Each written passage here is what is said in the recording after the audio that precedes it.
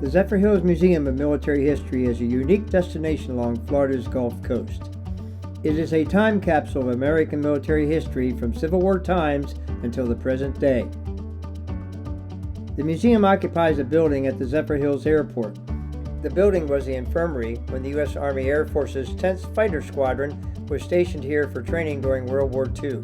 Inside the building, a series of rooms, still in the building's original configuration, house displays of artifacts, models, and interpretive panels, grouped by the principal conflicts involving American military forces. So the museum officially became a museum in 1997 when it got moved to the airport property. The city had it open once a month. It was the last Saturday of every month.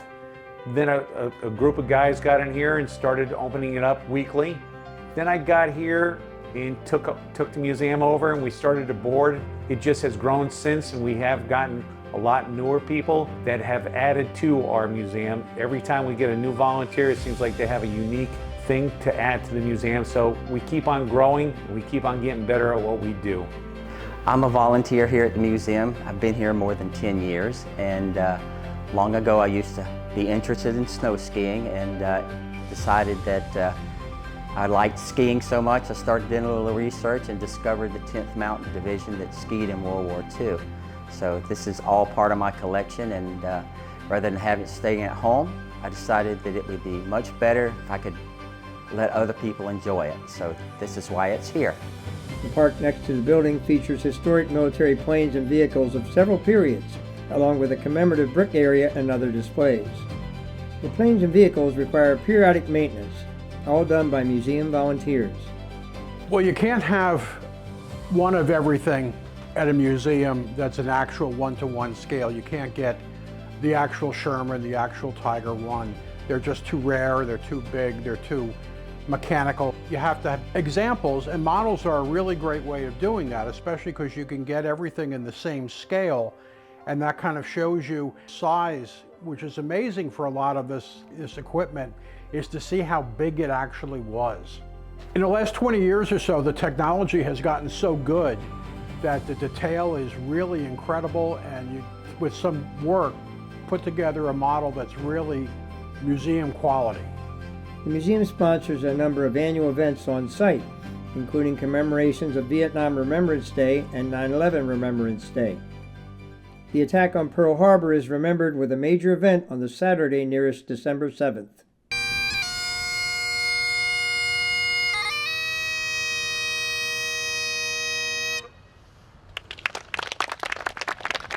Since Pearl Harbor was only 45 feet deep at that time, the Japanese created a set of wooden fins to put on the back of the torpedoes that would actually help the torpedoes lift up shallower in the water so that they wouldn't sink to the bottom and get stuck on the bottom of Pearl Harbor. We used to have about 14 or 15 actual Pearl Harbor survivor veterans that lived here in Zephyrhills. And they would come here every year and help us remember these men and women who died that day. Intelligence had told them that the Utah would be parked here, and it was a training battleship. So it really didn't go to sea anymore. It was used to train sailors when they first came into Pearl Harbor. During the year, we have several opportunities to have speakers come into the museum. Vietnam Veterans Day, Pearl Harbor Day, D-Day. Speakers to speak about subjects that had something to do with that day. We have also some of our volunteers speak sometimes. We also have books that are available for a donation, a small donation. You can have a book on D-Day or the French and Indian Wars or that, and we plan to have more talks in the future. The D-Day landings on June 6th are commemorated with a major event held inside and outside the World War II era building on the Saturday closest to that significant day.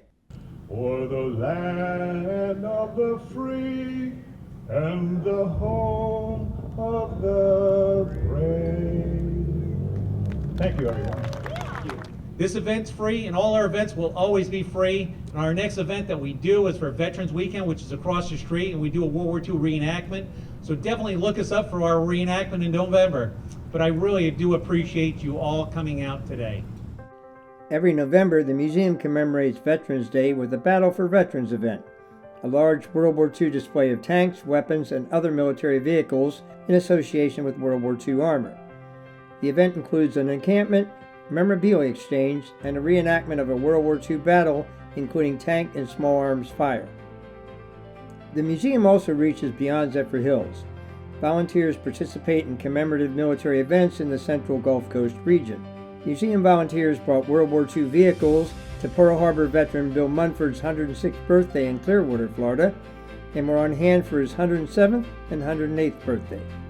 In 2024, the museum sponsored an international conference on World War II at Polk State College in nearby Lakeland.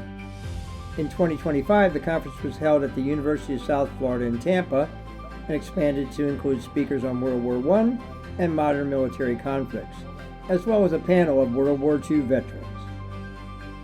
The Zephyrhills Museum of Military History receives visitors from around the world and therefore has become an increasing presence in raising the visibility of military history in Central Florida.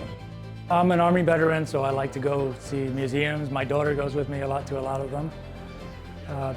We were just talking about it before this, and we were kind of amazed that we had spent so much time here. We've been here for hours already, and it's a small museum, but it has so many exhibits and covering all periods, and it's full of information. And the people who volunteer here were just super helpful.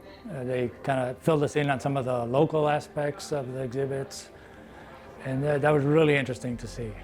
To achieve this success, the museum relies on three factors: increasing and varied displays of historic items.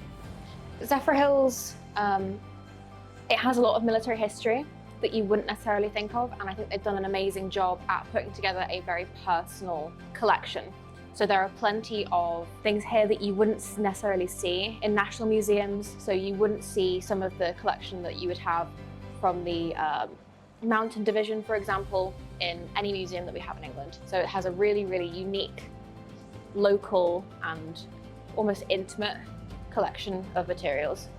The support of the community and a large number of volunteers who put in countless hours conducting tours and managing all aspects of the museum's operation. I do appreciate everybody here. Without a certain group of people here, we've done well, and we keep on getting better and better volunteers as we go. And good thing we got some young people coming in here, which is great. But we do definitely need young people here. We've never heard anything but positive things from anybody. But our goal is to make it better and better all the time.